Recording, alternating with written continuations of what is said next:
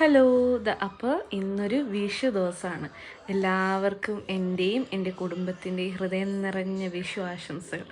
അപ്പോൾ നമുക്ക് വിഷു ആഘോഷങ്ങൾ സ്റ്റാർട്ട് ചെയ്താലോ? ആഘോഷം എന്ന് പറയാൻ അധികം ഇല്ല, എങ്കിലും നമ്മൾ ആദ്യം കണി ഒരുക്കുന്ന മെയിനാണല്ലോ. നമ്മൾ എവിടെ ആയിരുന്നാലും കണി ഒരുക്കുക എന്ന് പറഞ്ഞാൽ അതൊരു വേറെ ഫീലിംഗ് തന്നെയാണ്.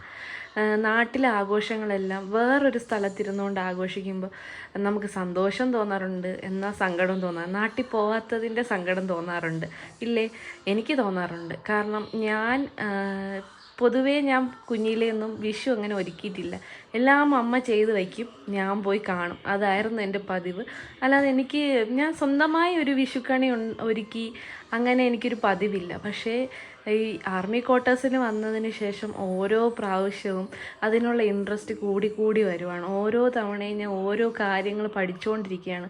ഈ വിഷുക്കണി വയ്ക്കുന്നതിലാണെങ്കിലും ഓണം ഒരുക്കുന്നതിലാണെങ്കിലും അതുപോലെ നമ്മളെ ഏതൊരു സെലിബ്രേഷനായാലും ഞാൻ പുതിയ ഒരുപാട് കാര്യങ്ങൾ പഠിക്കും. കാരണം വീട്ടിൽ ഞാൻ ഇതൊന്നും അറിഞ്ഞിരുന്നില്ല, അമ്മയാണ് എല്ലാം ചെയ്തുകൊണ്ടിരുന്നത്. അതുകൊണ്ട് ഞാൻ ഇതിനെപ്പറ്റി ശ്രദ്ധിച്ചിട്ടില്ല, അറിയാൻ ശ്രമിച്ചിട്ടില്ല. പക്ഷേ ഇപ്പോഴും കൂടുതലായിട്ട് നമ്മൾ അറിയാൻ ശ്രമിക്കുന്നുണ്ട്. അപ്പോൾ അങ്ങനെ ഒരു വിഷു വിളക്കൊക്കെ വച്ച് പ്രാർത്ഥിച്ചതാ. ഇന്ന് 2 പേർക്കും പോവേണ്ട ഒരു ദിവസമാണ്, വർക്കിംഗ് ഡേ ആണ്. 2 പേർക്കും പോകണം. അങ്ങനെ രാവിലെ പി ടിക്ക് പോകാൻ ഒരാൾ റെഡി ആയിട്ടുണ്ട്.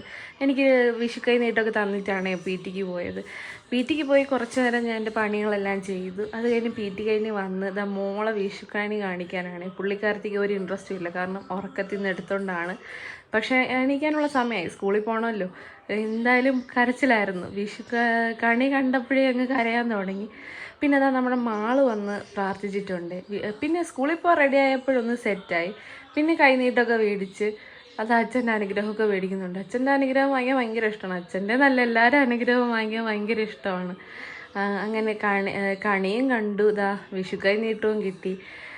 അങ്ങനെ ഒരു സന്തോഷം നിറഞ്ഞൊരു ദിവസം. പിന്നെ തുമ്പി വന്നിട്ടുണ്ടായിരുന്നു, തുമ്പിയും കണി കണ്ടു. അങ്ങനെ സ്കൂളിലും വിട്ടു.